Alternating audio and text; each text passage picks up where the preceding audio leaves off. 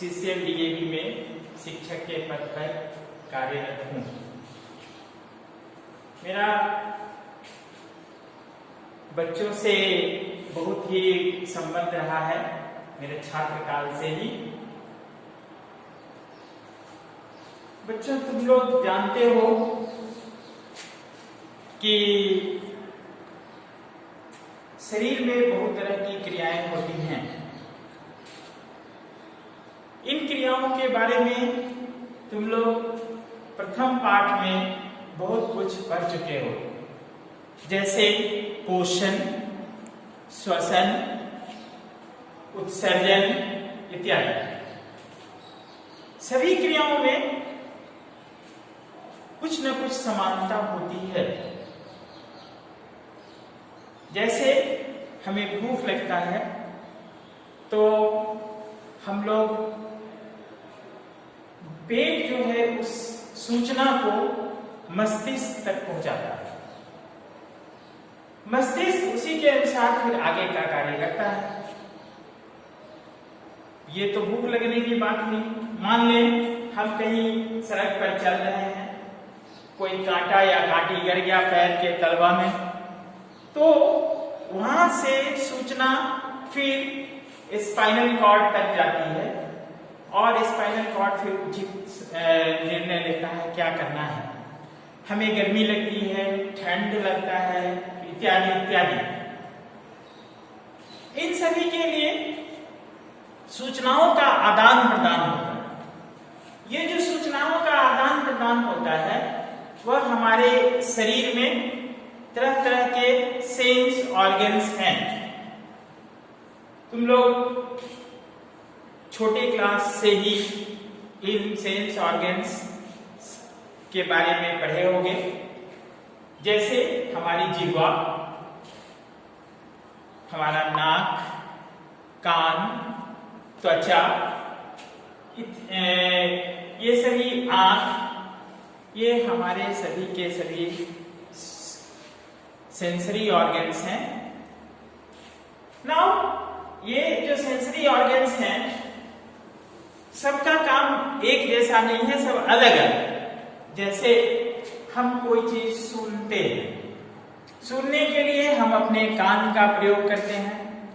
कान में कुछ ऐसी कोशिकाएं होती हैं जो हमारे सूचना को मस्तिष्क तक पहुंचाती है। जैसे कान में जो रिसेप्टर सूचना का जो रिसीव करता है, प्राप्त करता है, उसको बोलते हैं फोनो रिसेप्टर। हमारे आंख में भी इसी तरह के बहुत से कोशिकाएं हैं जो दृश्य जो विभिन्न तरह का होता है उन दृश्यों को कैद करके मस्तिष्क तक पहुंचाता है, उसको बोलते हैं फोटो रिसेप्टर्स। तो पहला हो गया फोनो रिसेप्टर्स, फोनो रिसेप्टर। दूसरा हो गया फोटो रिसेप्टर।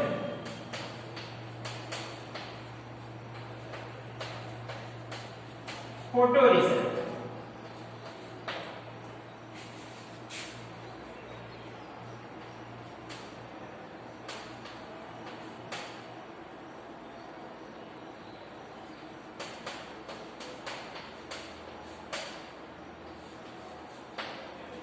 फोटो रिसेप्टर कान वाला हो गया फोनो रिसेप्टर्स, आंख वाला हो गया फोटो रिसेप्टर्स। हम लोग कुछ ना कुछ खाते रहते हैं, उसका स्वाद मिलते रहता है। स्वाद मिलते रहता है वो जिह्वा के कारण, उस पर बहुत से सेंस ऑर्गन्स हैं और उसी में हम लोग विभिन्न तरह के स्वाद का पता लगाते हैं। उसको बोलते हैं गस्टैटो रिसेप्टर्स।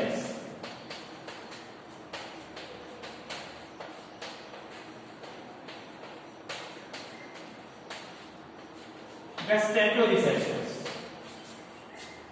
जो चौथा हमारा है वो नाक।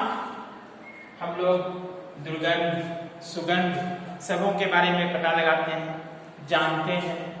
तो दुर्गंध या सुगंध जो भी है हमारे नाक के द्वारा सेंस ऑफ स्मेल, मैंने सुगंध से पता चलता है, गंध से, उसको बोलते हैं ऑल्फैक्टो रिसेप्टर्स। ऑल्फैक्टो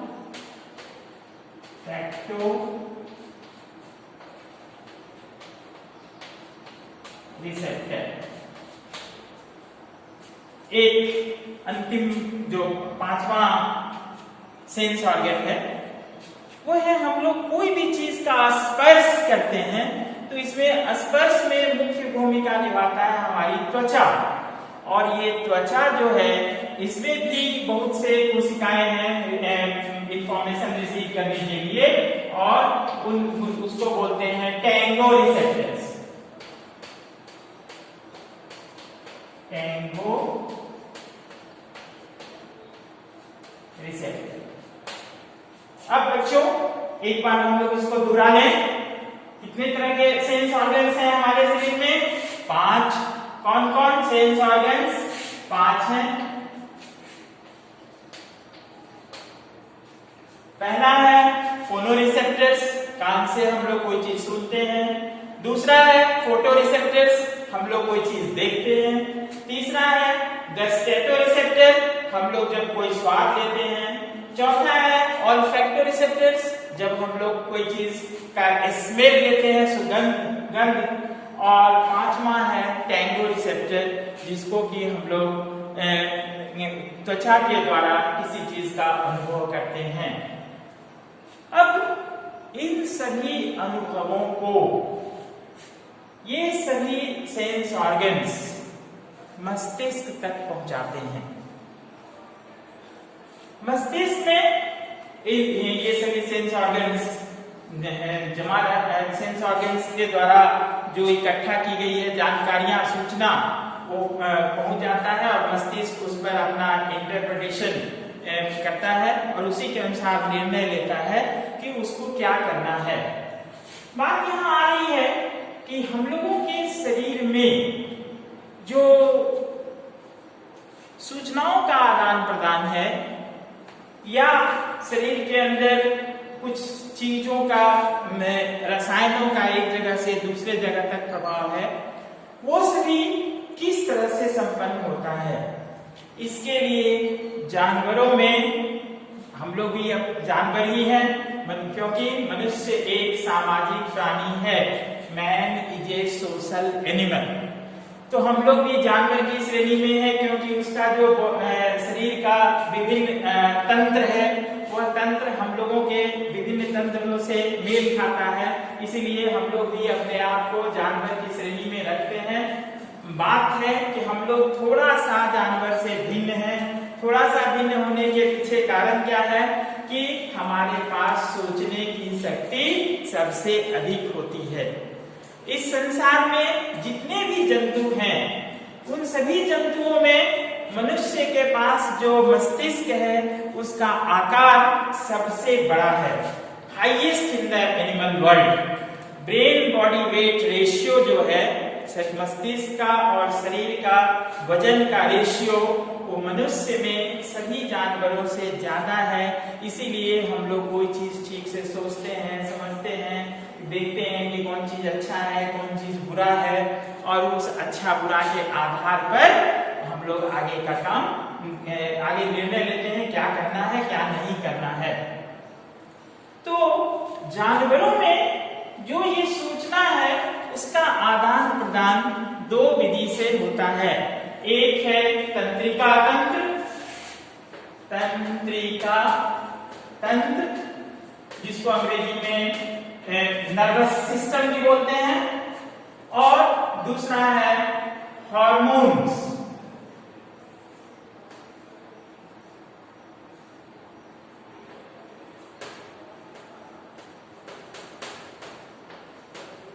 तंत्रिका तंत्र और हार्मोन द्वारा, तंत्रिका तंत्र द्वारा और हार्मोन के द्वारा।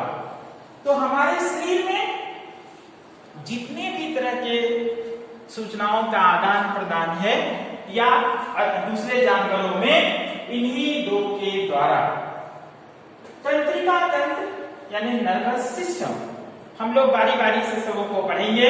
ऐसा नहीं कि एक ही साथ सब पढ़ लेंगे, तो एक साथ सब पढ़ लेंगे तो कंफ्यूजन क्रिएट होगा। इसीलिए हम लोग उस कंफ्यूजन से दूर रहें।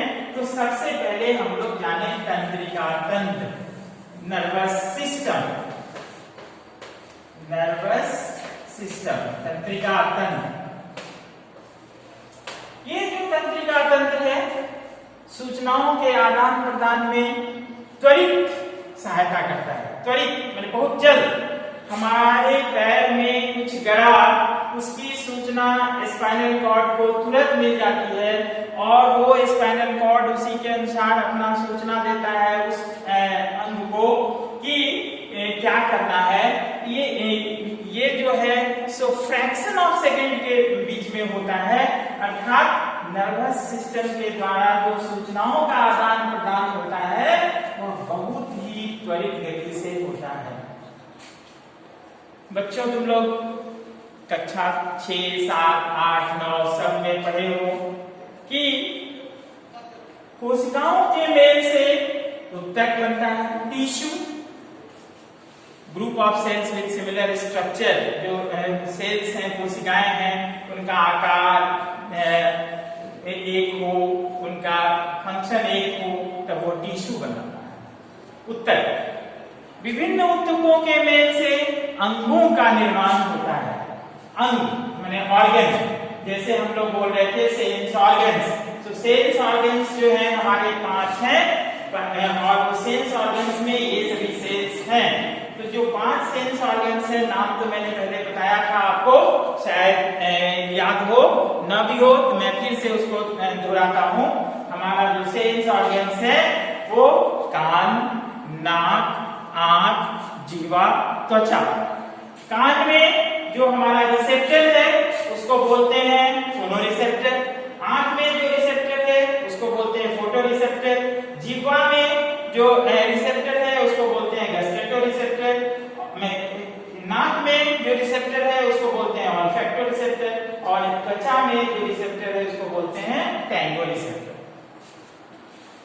जो तंत्रिका तंत्र है, सिस्टम, हमने अभी कहा कि कोशिकाओं के मेल से उत्तक बनता है, उत्तकों के मेल से अंग बनते हैं और बहुत से अंगों के मेल से जिनका की कोई खास फंक्शन हो, खास कार्य हो, वो सभी मिल करके एक तंत्र का निर्माण करते हैं। तो वो तंत्र हमारा यहाँ पर है तंत्रिका तंत्र या नर्वस सिस्टम। यानी कि ये जो तंत्र है ये बना हुआ है नर्व सेल से, जिसको कि न्यूरॉन भी बोलते हैं हम लोग। नर्व सेल से बनेगा उत्तक, नर्वस टिश्यू, नर्वस टिश्यू से बनेगा नर्वस ऑर्गन, नर्वस ऑर्गन से जैसे हमारा मस्तिष्क वो एक नर्व का अंग है, स्पाइनल कॉर्ड नर्व का अंग है, ये सभी अंग हैं। तो ये सभी अंग मिल करके बनाते हैं नर्वस सिस्टम माने तंत्रिका तंत्र। ये जो तंत्रिका तंत्र है हम लोग शुरू करें सबसे पहले नर्व सेल या न्यूरॉन से।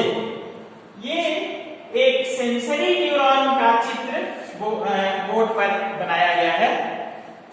सेंसरी न्यूरॉन में मुख्य तौर पर 2 भाग होते हैं, एक को कहा जाता है साइटोन और दूसरे को कहा जाता है एक्सॉन। यहाँ पहला पार्ट जो है वो साइटोन और दूसरा भाग जो है इसका एक्सॉन। साइटोन इसके कोशिका कला, कोशिका के जैसी रचना है इसकी, और एक्सॉन इसका जो है सो पूंछ के जैसा रचना है।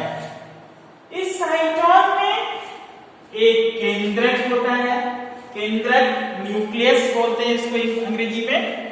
न्यूक्लियस जो है किसी भी कोशिका का मस्तिष्क होता है, क्योंकि उसी के अनुसार उस कोशिका का पूरा कार्य होता है। जो भी निर्णय कोशिका में विभिन्न कार्यों का है वह निर्णय केंद्रक के द्वारा लिया जाता है, तो इसीलिए इसको बोलते हैं कोशिका का मस्तिष्क। इसके बाहर में दाना दाना जैसा रचना बना हुआ है। इस दाना दाना जैसे रचने को बोलते हैं नीशल ग्रैन्यूल। इसके पश्चात यहाँ बहुत तरह का रचना है।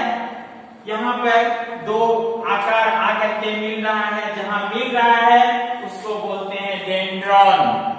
और इस डेंड्रॉन से बहुत तरह का पतला पतला धागा जैसा, फाइबर जैसा स्ट्रक्चर निकलता है और उसको बोलते हैं डेंड्राइट। ये जो कोश है, ये हो गया कोशिका साइटोन।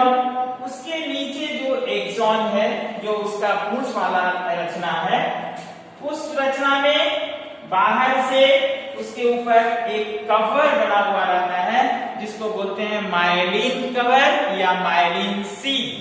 वो भी एक कोशिका ही है, और जब वो कोशिका है तो उसमें केंद्रक भी बना हुआ है।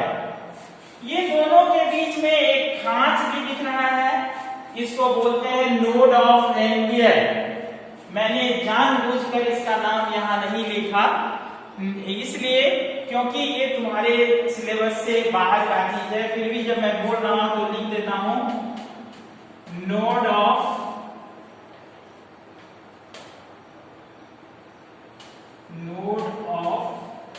रेनवियर। Node of Ranvier. तो उसके बाद ये जो है नर्व का अंत, माने नर्व का ये समाप्ति है। यहां से दूसरा नर्व शुरू होगा, दूसरा न्यूरॉन जो है नर्व से वो शुरू होगा। अब है कि इसका कार्य कैसे होता है। जो भी हमारे शरीर में सूचना का प्रवाह होता है वो कैसे होता है। ये है डेंड्राइट।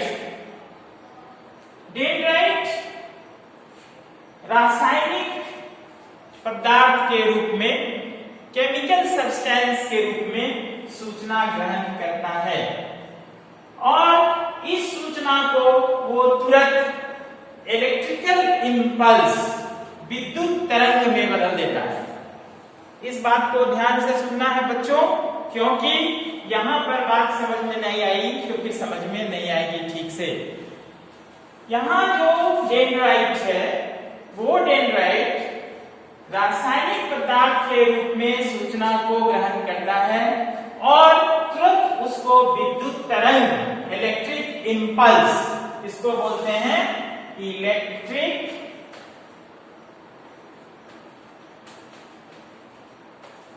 इंपल्स।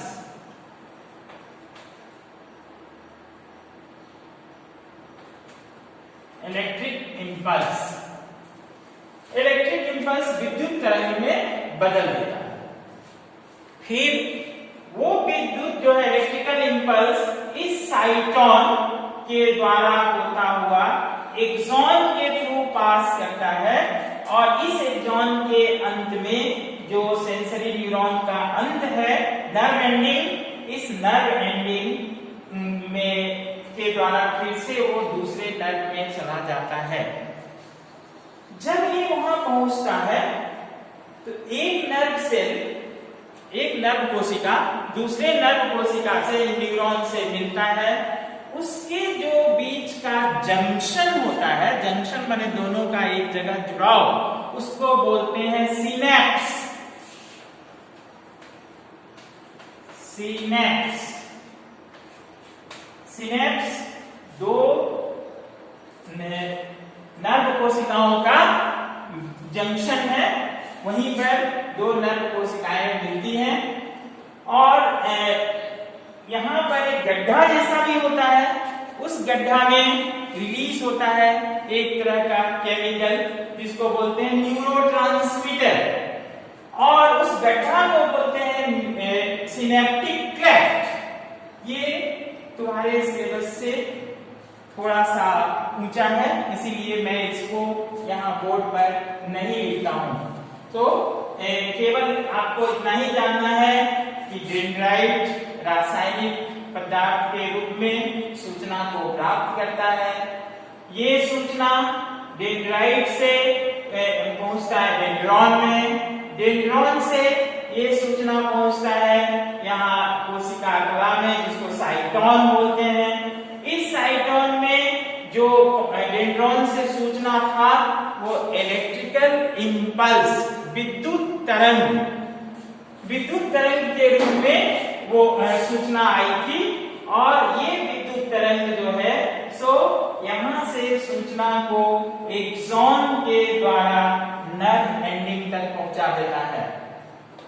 जब ये नर्व एंडिंग में पहुंचा तो वहां पर सिनेप्टिक क्लेफ्ट है, गड्ढा जैसा रचना है मसल्स में, मांसपेशियों में, और उसमें एक केमिकल रासायनिक पदार्थ रिलीज होता है जिसको बोलते हैं न्यूरोट्रांसमीटर। वही रासायनिक पदार्थ दूसरा डेंड्राइट जो यहाँ से जुड़ा हुआ होगा, वो प्राप्त करेगा। फिर वही प्रोसेस यहाँ से दोबारा दोहराया जाता है। प्रोसेस दोहराने का बात हो गया क्या कि यहाँ फिर वो केमिकल रिसीव होगा, केमिकल फिर डेंड्रॉन में आएगा, यहाँ पर वो विद्युत तरंग में कन्वर्ट होगा और ये साइटोन से फिर चला जाएगा एक्सॉन में, और एक्सॉन से फिर नर्व एंडिंग में, नर्व एंडिंग से फिर दूसरे नर्व में चला जाएगा। और इस तरह से सूचना पहुंचता है एक नर्व सेल से दूसरे नर्व सेल या एक न्यूरॉन से दूसरे न्यूरॉन तक। बात यहाँ हुई ये नर्व सेल है, इसमें बहुत से हेड बने हुए हैं, इसीलिए इस नर्व सेल को हम लोग बोलते हैं सेंसरी न्यूरॉन। हो सकता है नर्व कोशिका आप क्लास 9 में पढ़ चुके हैं, मोटर न्यूरॉन भी होगा, हो सकता है रिले न्यूरॉन या इंटर न्यूरॉन भी बोलते हैं वो भी होगा। तो हम लोग उसके बारे में भी थोड़ा थोड़ा आगे पढ़ेंगे। जब हम लोग रिफ्लेक्स एक्शन देखेंगे तो उस रिफ्लेक्स एक्शन में हम लोग इसके बारे में पूरी जानकारी प्राप्त करेंगे कि रिफ्लेक्स एक्शन क्या है और उसमें क्या क्या होता है। तो यहाँ तक जो पूरी रचना थी वो थी कि नर्व सेल क्या है, नर्व सेल से सूचनाओं का आदान प्रदान कैसे होता है, और एक नर्व सेल से दूसरे नर्व सेल में सूचना जाता है। इस तरह से धीरे धीरे वह सूचना मस्तिष्क तक पहुंच जाता है, और मस्तिष्क तक पहुंच जाने के बाद फिर मस्तिष्क उसको देखता है कि हमें क्या करना है। ब्रेन एनालाइजेस द सिचुएशन, और सिचुएशन को एनालाइज करने के बाद उसको जैसा उचित समझ में आता है वह मस्तिष्क उसी तरह का निर्णय लेता है। फिर वह निर्णय मोटर न्यूरॉन के द्वारा दूसरे जगह पहुंचा दिया जाता है, और मोटर न्यूरॉन के द्वारा जब दूसरे जगह पहुंच जाएगा तो जिस जगह पर उसकी आवश्यकता है वहां पहुंचेगा, उसी के अनुसार उसका काम होगा। तो बच्चों अभी मैं आप लोगों को बता रहा था रिफ्लेक्स एक्शन। रिफ्लेक्स एक्शन क्या होगा? मैंने आपको बहुत बार अभी कहा है बातों के क्रम में कि पैर में कांटी या कांटा कट जाए तो उसकी सूचना हमारे स्पाइनल कॉर्ड तक पहुंचती है, यही नर्व सेल के द्वारा, न्यूरॉन के द्वारा। और जब सूचना स्पाइनल कॉर्ड पर पहुंचती है तो फिर स्पाइनल कॉर्ड तुरंत एक रिएक्शन देता है, और वो रिएक्शन फिर दूसरे नर्व के द्वारा वो जिस जगह पर कांटा या कांटी गरा है वहां पहुंचता है। फिर वहां का जो मसल है, मांसपेशी, उसमें संकुचन फैलाव होता है और उसी के अनुसार वो पोर्शन को हटा देता है। ये तो कांटा काटी की बात मैंने बहुत बार अभी कही थी, जो आप लोगों के जीवन में प्रायः घटता है, मैं उसकी बात करूं। आपने देखा होगा कभी कभी आपकी माँ आपको ग्लास में दूध दे देती है पीने के लिए। दूध तो प्रायः ठंडा नहीं देती है, गर्म ही देती है। वो जो गर्म दूध है कभी जरूरत से ज्यादा भी हो सकता है, और आपने जैसे ही ग्लास पकड़ा, क्योंकि आपको तो आइडिया है नहीं कि वो कितना गर्म है, जैसे ही ग्लास पकड़ा वो तुरंत हाथ को वहां से हटा दिया। तुरंत हाथ को हटा दिया यहाँ भी उसी तरह की क्रिया है जो कांटा या काटी करता है तलवार में। क्या है, हाथ में से जैसे ही आपने पकड़ा उसको, वो हाथ में जो से रिसेप्टर है, यहाँ पे स्टील ही है रिसेप्टर, ये रिसेप्टर ऑर्गन जो मसल में है वो तुरंत मैसेज को, सूचना को प्राप्त करने के बाद यहाँ जो सेंसरी न्यूरॉन बना हुआ है, इसी सेंसरी न्यूरॉन को देता है। ये सेंसरी न्यूरॉन उस सूचना को तुरंत यहाँ स्पाइनल कॉर्ड पर पहुंचा देता है। स्पाइनल कॉर्ड पर जैसे ही वह सेंसरी न्यूरॉन के द्वारा सूचना पहुंची, फिर वह सेंसरी न्यूरॉन स्पाइनल कॉर्ड जो है सो उस सूचना को एनालाइज करता है। वहां एक रिले न्यूरॉन है, उस रिले न्यूरॉन के द्वारा या इंटर न्यूरॉन के द्वारा फिर वह सूचना जो है एक मोटर न्यूरॉन को दे दिया जाता है। अब वो मोटर न्यूरॉन में आप देखे होंगे कि आप मोटर गाड़ी में बैठ करके एक जगह से दूसरे जगह जाते हैं, तो वही सूचना जो है स्पाइनल कॉर्ड से उस मोटर न्यूरॉन के द्वारा होते हुए आपके उस ऑर्गन पर पहुंचता है, उस अंग पर पहुंचता है जहां आपने उस गर्म दूध को पकड़ा था।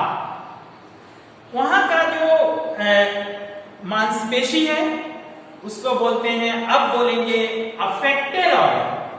तो अफेक्टर ऑर्गन, वहां मांसपेशी में संकुचन फैलाव होगा और तुरंत आप हाथ को छोड़ देंगे। इस क्रिया को बोलते हैं रिफ्लेक्स एक्शन। स्वतः क्रिया, प्रतिक्रिया आप कह सकते हैं इसको, लेकिन रिफ्लेक्स एक्शन के नाम से ही जाने ज्यादा अच्छा है। तो इस रिफ्लेक्स एक्शन को हम लोग क्या कहेंगे, स्वतः और स्फूर्त प्रतिक्रिया किसी भी उद्दीपन के द्वारा। उद्दीपन मतलब स्टिमुलस, स्टिमुलस कुछ भी हो सकता है। जैसे आप कड़ी धूप में जाते हैं, आंख पूरा नहीं खोलते, क्यों? क्योंकि धूप वहां स्टिमुलस का काम करता है, उद्दीपन का काम करता है और आप आंख कम खोलते हैं। उसी तरह थोड़ा जब कमरा अंधेरा जैसा लगता है और आप वहां पहुंचते हैं, तो उस अंधेरे कमरे में रोशनी कम होने के कारण आपको अच्छे से नहीं दिखाई देती, तो आप आंख को ज्यादा खोल देते हैं। वहां पर भी वो जो अंधेरापन है वो स्टिमुलस है। बादल जब गरजता है तो आप कान बंद कर लेते हैं गर्जन की आवाज को सुन करके। बादल का गर्जना वो भी स्टिमुलस है। कान का बंद करना वो रिस्पॉन्स है। पैर के तलवा में कांटा करना, कांटा स्टिमुलस है। पैर को उठा लेना वो रिस्पॉन्स है उसके प्रति प्रतिक्रिया। इस तरह से वो क्या कहता है, जो प्रतिक्रिया होती है और हाथ को हटा लेते हैं। तो ये रिफ्लेक्स एक्शन जो है स्वतः और स्फूर्त प्रतिक्रिया किसी भी उद्दीपन के कारण जो शरीर में उत्पन्न होती है उसी को रिफ्लेक्स एक्शन कहते हैं। हमने अभी तक स्पाइनल कॉर्ड की चर्चा तो की, लेकिन इसमें मस्तिष्क का कहीं भी जिक्र नहीं किया। आपने देखा होगा आपके विद्यालय में प्राचार्य या प्रधानाचार्य या हेडमास्टर साहब वगैरह होते हैं, उनके साथ साथ दो चार लोग हैं जो बहुत से काम को देखते हैं। कोई समय सारिणी देखता है, कोई परीक्षा देखता है, कोई जनरल एडमिनिस्ट्रेशन में देखता है। इस तरह से सभी लोग सभी तरह का काम करते हैं। अर्थात प्रिंसिपल साहब ने या प्राचार्य महोदय ने उन लोगों को अलग अलग काम करने की छूट दे रखी है। उसी तरह से मस्तिष्क भी यहाँ पर स्पाइनल कॉर्ड को यह छूट दे रखा है कि तुम अपने तरह से कोई भी डिसीजन लो और उस डिसीजन के अनुसार काम करो, इसमें हमको कोई डिस्टरबेंस नहीं है। तब क्या परीक्षा विभाग जो विद्यालय का है कोई काम अपने आप करेगा और प्राचार्य को पता नहीं होगा? बिल्कुल नहीं। जो समय सारणी विभाग है वो समय सारणी बनाएगा तो प्राचार्य को पता नहीं होगा? बिल्कुल नहीं, वो भी पता होगा। मतलब सब चीज प्राचार्य को पता होगा। ठीक उसी तरह से जो भी सूचनाएं स्पाइनल कॉर्ड को मिलती हैं, ये रिफ्लेक्स एक्शन के द्वारा स्पाइनल कॉर्ड उस सूचना को तुरंत मस्तिष्क तक पहुंचा देता है। मस्तिष्क का काम केवल सूचना का संग्रहण है और कुछ नहीं।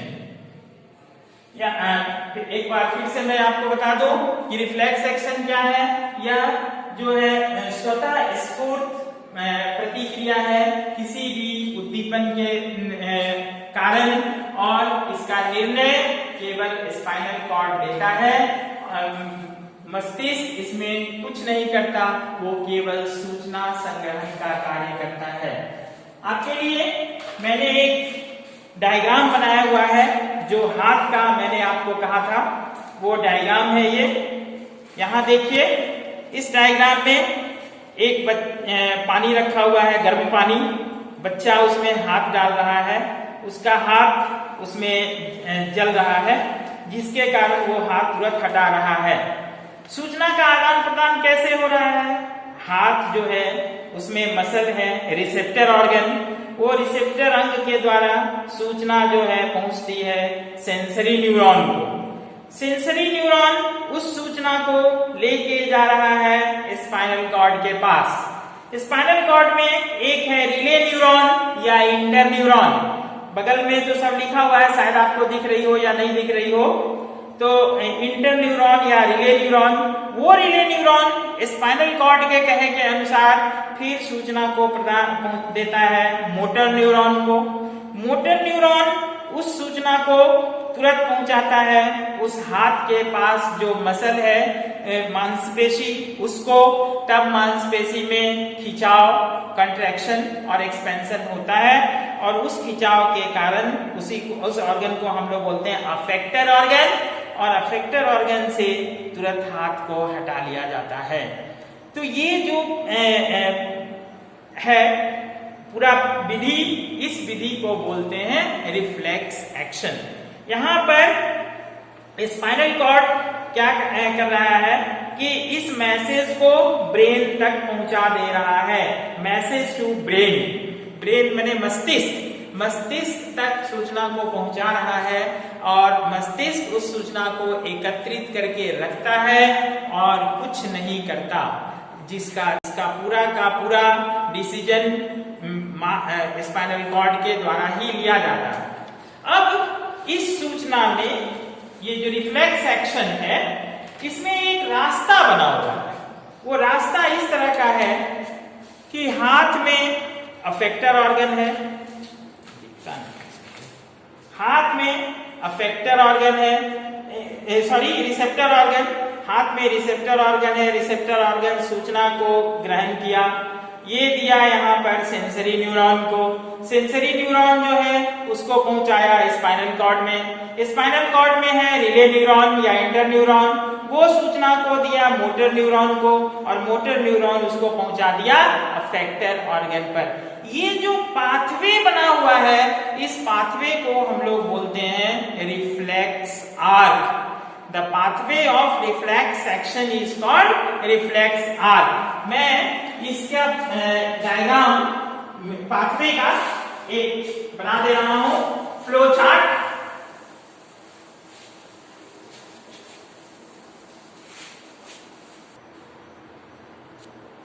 बच्चों, अभी मैं आपसे कह रहा था रिफ्लेक्स एक्शन, और फिर मैंने कहा था रिफ्लेक्स आर्क। रिफ्लेक्स आर्क जिस रास्ते से रिफ्लेक्स एक्शन पास होता है, जाता है, उसी रास्ते को रिफ्लेक्स आर्क कहते हैं।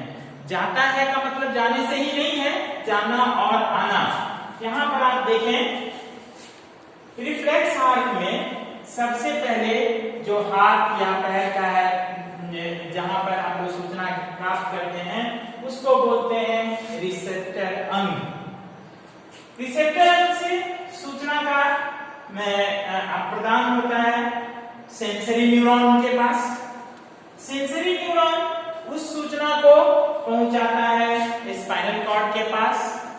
स्पाइनल कॉर्ड में होता है रिले न्यूरॉन, वो रिले न्यूरॉन उसी आज्ञा को पहुंचाता है मोटर न्यूरॉन के पास। मोटर न्यूरॉन उस आज्ञा या ऑर्डर को पहुंचाता है अफेक्टर अंग में, और अफेक्टर अंग में अभिक्रिया होती है, अर्थात उस हाथ को लोग हटा लेते हैं।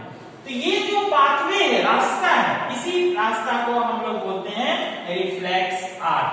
The pathway of reflex action is called reflex arc. इसका हमने एक फ्लो चार्ट बना दिया है, आप इसको ड्रॉ कर लें, क्योंकि परीक्षा में आता है कि फ्लो चार्ट का रिफ्लेक्स आर्क का एक फ्लो चार्ट बनाएं। तो reflex arc, the pathway of reflex action is called reflex arc. Reflex arc करते हैं उसको रिसेप्टर अंग, sensory neuron, spinal cord, relay neuron, motor neuron, effector organ, अभिक्रिया। तो ये जो रास्ता है सूचना के जाने और आने का, इसी को बोलते हैं रिफ्लेक्स आर्क। अब आप लोगों के लिए हमने कुछ प्रश्नों को चुना है, जिसे आप घर में इसको कर सकें। ये प्रश्न है, नियंत्रण एवं समन्वयन क्या है? What is control and coordination? दूसरा है, तंत्रिका ऊतक क्या है? Nervous tissue, what is nervous tissue? और तीसरा, अभी हमने बोर्ड पर एक न्यूरॉन का नामांकित चित्र बनाया था, वही नामांकित चित्र आपको यहाँ बनाना है। न्यूरॉन का नामांकित चित्र बनाएं। तो यदि आप इसको करेंगे तो हमारे ख्याल से आप इस चैप्टर के इस भाग में आपका बहुत ही अच्छा ज्ञान प्राप्त हो जाएगा। तो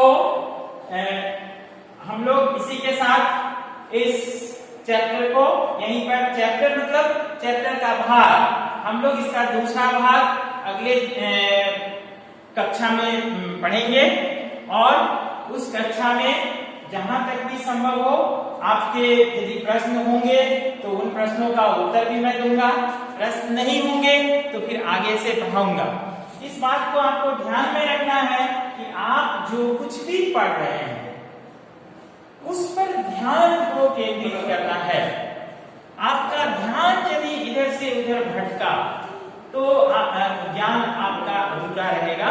तो ज्ञान को पूर्ण करने के लिए आपको इन सभी बातों का प्राय जो मैंने कहा है उसको क्या कहता है, जो ध्यान में रखें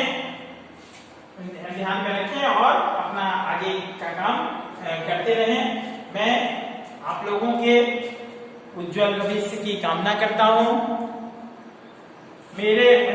मेरा आप लोगों को पढ़ाना कैसा लगा, यदि संभव हो तो उसको भी बताने का कष्ट करेंगे।